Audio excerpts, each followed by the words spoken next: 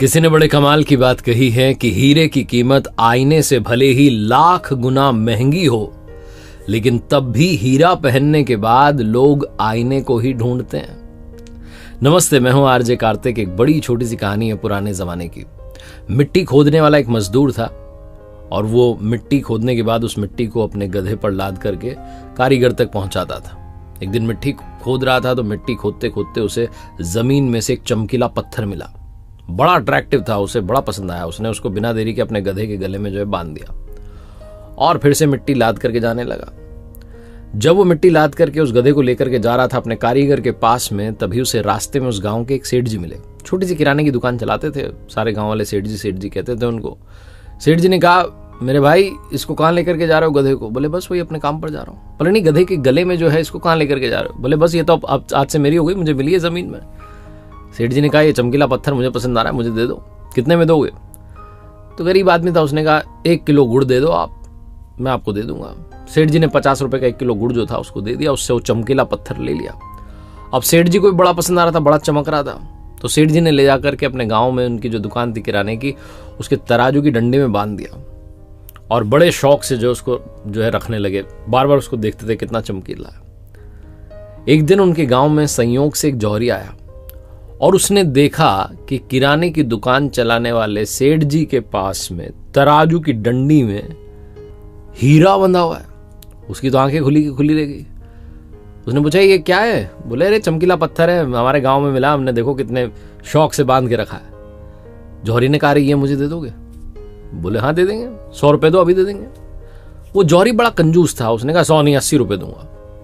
सेठ जी अड़ गए कि नहीं 80 नहीं 100 रुपए।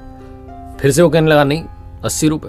सेठ जी ने कहा, भाई मैं सच बताऊं, मैंने तो 1 किलो गुड़ देकर के इसे एक मजदूर से खरीदा है और 50 रुपए का 1 किलो गुड़ था। अब मैं तुम्हें कम से कम 100 में तो दूंगा, डबल तो प्रॉफिट होना चाहिए, बेनिफिट होना चाहिए, मुनाफा तो कमाऊं। कंजूस जौहरी को लगा कि ये मान नहीं रहे। उसने कहा, मैं कल फिर आता हूं।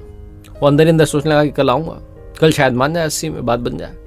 ये सोच करके वो उस चमकीले पत्थर को यानी कि हीरे को वहीं छोड़ करके चला गया। और किस्मत ऐसी घूमी कि उसी शाम में एक दूसरा जौहरी अपनी कार में बैठ करके जा रहा था उस गांव के रास्ते से दूसरे शहर में, और उसकी कार उसी गांव में आकर के खराब हो गई। उसकी कार खराब हुई तो वो इंतजार करने लगा कि ड्राइवर उसे ठीक कर दे। तो अब क्या करे, तो गांव घूमने लगा तो वहां देखा कि किराने की दुकान है, सेठ जी बैठे, सोचा कुछ खाने पीने का आइटम ले लेते हैं। दुकान के पास गया तो जाकर के देखता है कि वही तराजू की डंडी में एक चमकीला पत्थर जो है वो टंगा हुआ है, यानी कि हीरा बंधा हुआ है। और उससे रहा नहीं गया, उसने भी पूछा, भाई ये कितने का दिया? सारे काम छोड़ो, ये बताओ। सेठ जी ने कहा, देखो भैया 100 रुपए का, इससे 1 रुपया कम नहीं है। आज सुबह भी एक आया था, ये ले जाना चाह रहा था, कह रहा था 80 रुपए, मैंने मना कर दिया। 100 रुपए से 1 रुपया कम नहीं, लेना हो तो लो, नहीं तो बात खत्म करो। दूसरा जो जौहरी आया हुआ था बड़ा समझदार था, फटाफट उसने 100 रुपए का नोट दिया, वो चमकीला पत्थर यानी कि हीरा रख लिया और जैसे ही कार ठीक हुई रवाना हो गया कि कहीं वापस ना ले ले सेठ जी। अगले दिन वो कंजूस जौहरी आया और कंजूस जौहरी आकर के देखता है कि तराजू की डंडी में से वो गायब है। पूछने का, कहां गया वो पत्थर? सेठ जी ने कहा, वो तो एक दूसरा आदमी आया था कल शाम में, लेकर के गया, उसने मुझे 100 रुपए दे दिए। कोई उसने ना नुक्कर नहीं की, बिना देरी के 100 रुपए दिए लेके गया। वो जो कंजूस जौहरी था उसे बहुत गुस्सा है कि क्या हुआ, हाथ से आया मौका निकल गया। अब गुस्से में क्या करे, गुस्सा निकालना था। तो उसने सेठ जी को कहा कि तुम्हें पता भी है, चमकीला पत्थर नहीं था, वो बहुत महंगा हीरा था और तुमने उसे ऐसे ही दे दिया 100 रुपए में। सेठ जी भी बहुत कलाकार थे, उन्होंने कहा, भाई मेरी छोड़ो, मुझे तो पता भी नहीं था कि वो हीरा है। तुम तो समझदार हो, तुम तो परख करते हो, तुम तो पारखी हो। तुम्हें जब पता था कि लाखों का हीरा है तो 20 रुपए के लिए क्यों झिकझिक कर रहे थे? तुम उसे 100 रुपए देकर के कल ले सकते थे, लेकिन तुमने मौका मिस कर दिया। तुम मुझसे बड़े बेवकूफ हो, मूर्ख हो।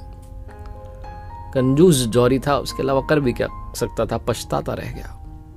बहुत छोटी सी कहानी जिसका सार यह समझाता है कि लाइफ में अपॉर्चुनिटी आती है, अवसर आता है, लेकिन हम में से कई लोग कल करेंगे, परसों करेंगे, 1 तारीख से करेंगे, सोमवार से करेंगे, अगले हफ्ते से, नए साल से, इसी सब में मौका मिस कर देते हैं और बाद में सोचते रह जाते हैं कि लाखों की अपॉर्चुनिटी थी, ऐसे ही चली गई। शुभस्य शीघ्रम, ये मंत्र याद रखिए। शुभ कार्य को जितना शीघ्र किया जाए उतना बेहतर होता है।